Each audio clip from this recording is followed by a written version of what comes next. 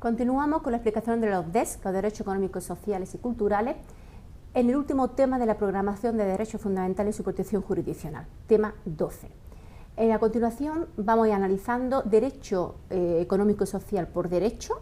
No obstante, el desarrollo mucho más explicado y explicativo se encuentra en los apuntes y en la referencia bibliográfica de la asignatura. Vamos a comenzar por el derecho a la educación. El derecho a la educación como derecho humano se reconoce en el artículo 27 de la Constitución española. Es un derecho que lo integra otra multitud de derechos o una serie de derechos.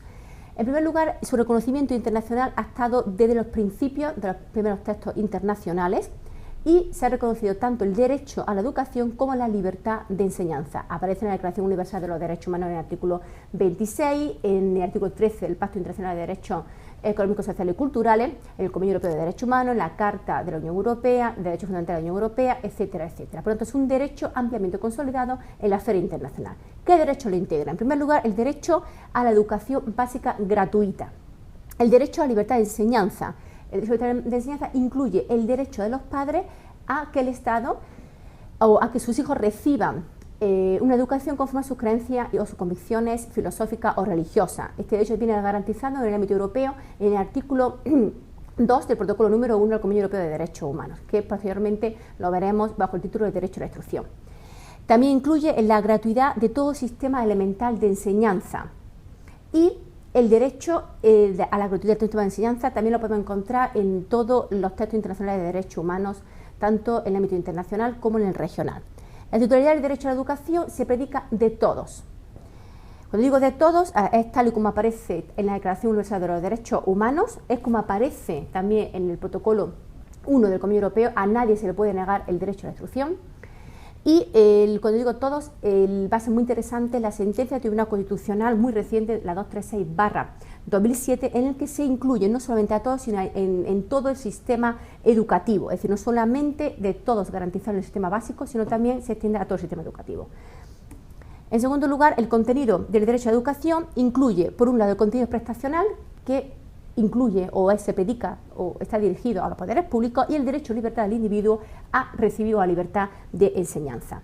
El Estado aparece como el organizador del sistema educativo, por tanto es aquel que tiene que configurar los planes de estudio, la programación, y el legislador tiene que desarrollar este derecho. El legislador lo ha desarrollado con la Ley Orgánica de Enseñanza del año 2006, 2/2006, y junto con el derecho a la educación como prestación, también se incluye la libertad de enseñanza. En la libertad de enseñanza quiere decir que la Constitución recoge también la posibilidad de creación de un sistema privado de enseñanza, siempre y cuando los centros docentes, tal y como ha dicho el Tribunal Constitucional, reúnen los requisitos establecidos para la ley en un régimen que se verá también, está recogido en el artículo 27.9, de concierto entre la Administración y las empresas privadas de educación. Los límites al derecho de educación van a ser, como cualquier otro derecho fundamental, lo establecido o para proteger otro bien o otro valor fundamental, y como exigible directamente al Estado, como principio rector en el capítulo 3, eso exige del Estado que se encargue de la programación de la enseñanza y de la creación de los centros docentes.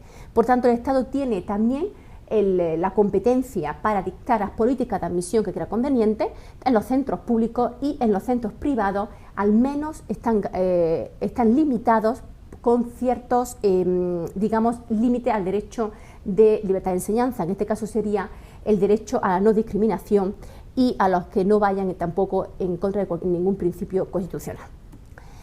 El derecho al trabajo. El derecho al trabajo viene recogido en el artículo 35 de la Constitución española y también incluye el derecho al trabajo, vamos a ver también la libertad sindical y el derecho de huelga. El derecho al trabajo es un derecho clásico, se conoce como clásico porque nace con el movimiento obrero del siglo XIX y fue progresivamente consolidándose con el Estado Social Democrático de Derecho. De nuevo, viene a recogerse en constituciones emblemáticas como la ley, la Constitución del mexicano del año 17 o la Ley Fundamental de Weimar del año 19, y en todas las constituciones posteriores a la Segunda Guerra Mundial. El derecho a trabajo en la Constitución española se configura también como un derecho, ahora veremos, deber, es decir, se tiene el derecho al trabajo y el deber también de, una vez contratado, a la promoción profesional y a un salario suficiente. Por supuesto, también se tiene el derecho a no ser discriminado por motivos laborales. Tiene una dimensión colectiva, puesto que ya veremos, eso todo se concreta en el tema de la libertad sindical y es un mandato a los poderes públicos. La dimensión individual del derecho al trabajo es predicable de toda persona, es decir, que toda persona tiene ese derecho al trabajo, a un derecho a un puesto de trabajo, el derecho a una estabilidad y, por supuesto, también a una remuneración. También se incluye en la Constitución española la prohibición del trabajo forzoso. Eso quiere decir que una persona tiene la libertad de trabajar o no trabajar, pero lo que no tiene es la obligación de trabajar en un trabajo que no desee. El desarrollo legislativo del derecho al trabajo se ha hecho a través, o se desarrolló mediante el Estatuto de los Trabajadores en un desarrollo legislativo muy temprano en el año 80, que ha tenido distintas modificaciones hasta la última del año 95. La titularidad del derecho al trabajo es de todos, insisto, todos los trabajadores, todos los ciudadanos, todos los españoles y también los ciudadanos de la Unión Europea, que tienen el derecho al establecimiento y a trabajar en otros lugares de la Unión Europea. En cuanto a libertad sindical, viene recogida en el artículo 28.1, luego el derecho de huelga 28.2, y tiene una dimensión positiva y negativa. Quiere decir que nadie puede ser obligado a sindicarse y una vez que está sindicado tiene una serie de, digamos, de protecciones. La titularidad son de todos, todas las personas pueden sindicarse, pero el legislador ha previsto que hay ciertos colectivos a los cuales se les restringe el derecho o la libertad sindical. Por ejemplo, está previsto directamente en la Constitución 28.1 las ciertas restricciones para las fuerzas y cuerpos de seguridad del Estado, para los jueces, para los fiscales, para los magistrados, etc.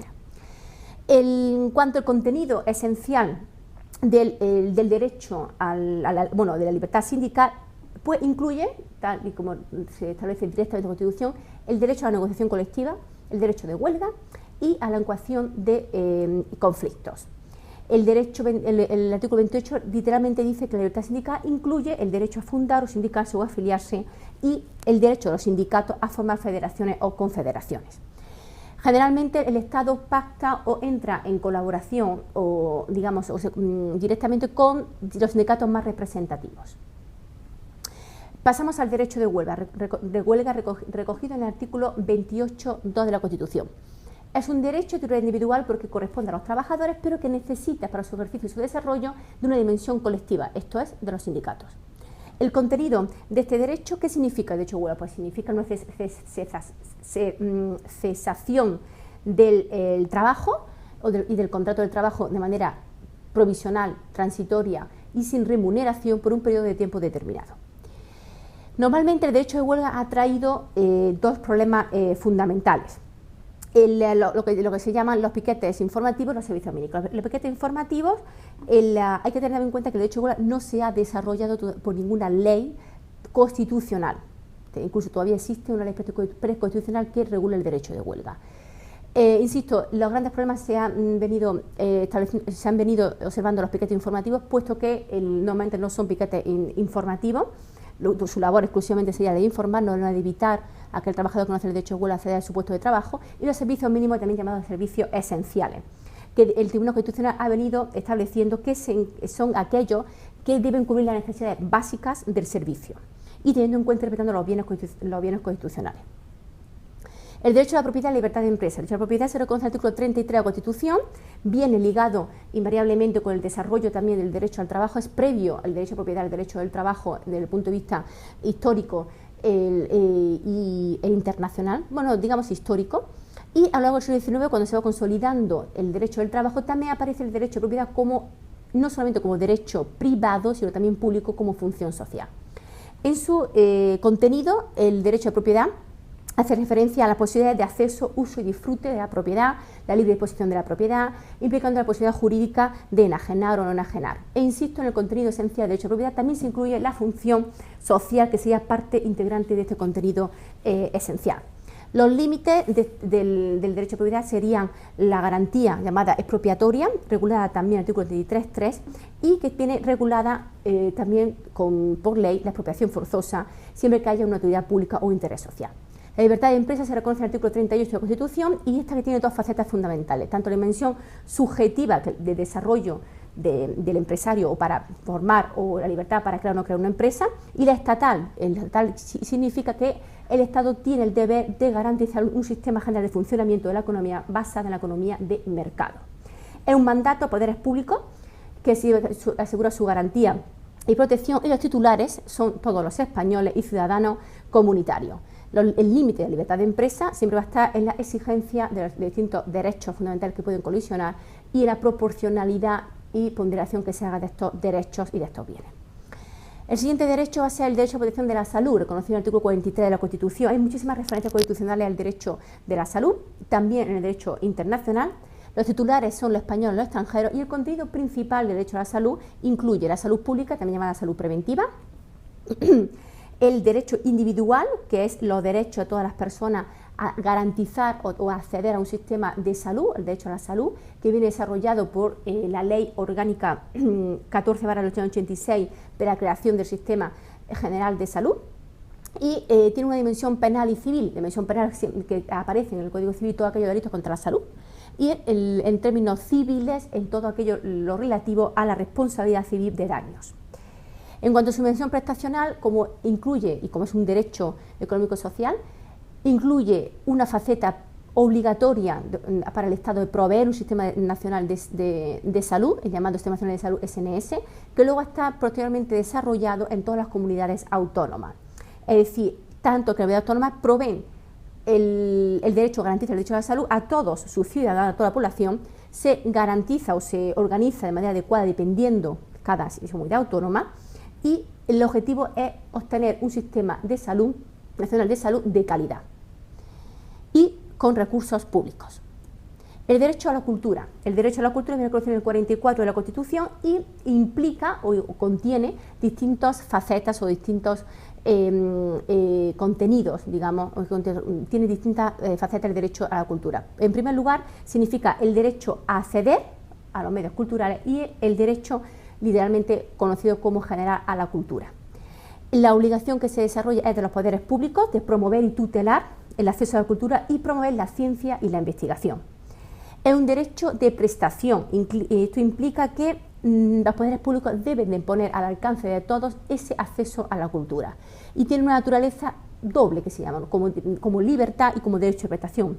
Insisto, como libertad, por ejemplo, es el artículo 20, lo vimos ya en su día, los derechos de expresión o la libertad artística, y el derecho de acceso a la cultura sería la responsabilidad que tiene el Estado, insisto, de proveer los medios necesarios para que todos accedan igualmente a la cultura. Tiene numerosos desarrollos legislativos de acceso a la cultura, y la responsabilidad es una responsabilidad activa del Estado. Derecho al medio ambiente. El derecho al medio ambiente está reconocido en el artículo 45 de la Constitución. Es un derecho que ha tenido amplia repercusión en la comunidad internacional y amplio reconocimiento internacional, sobre todo a partir de la Segunda Guerra Mundial y especialmente en las dos últimas décadas, la Cumbre de la Tierra del año 92 y el que desarrolló la Cumbre de la Tierra del año 92 y luego posteriormente el Comité el Convenio Marco de Naciones Unidas sobre el Cambio Climático fue desarrollado, como todos sabemos, por el Protocolo de Kioto. El impulso internacional ha servido también para dar el impulso al derecho medio ambiente en todos los ordenamientos jurídicos nacionales, y viene a reconocer, digamos, a contener los siguientes matices, los siguientes contenidos. En primer lugar, el derecho a disfrutar de un medio ambiente adecuado para el desarrollo de la persona, así como el deber de conservarlo. Por tanto, el deber se predica de los poderes públicos, que debe de hacer un uso racional de los recursos naturales y defender el medio ambiente. También incluye, como cuando se dice la expresión de medio ambiente, la jurisprudencia ha sostenido que es un concepto jurídico parcialmente indeterminado, pero que progresivamente se ha ido determinando por impulso de la jurisprudencia, sobre todo para doctrinas del Tribunal Constitucional, en concreto una sentencia emblemática, la sentencia 102/1995.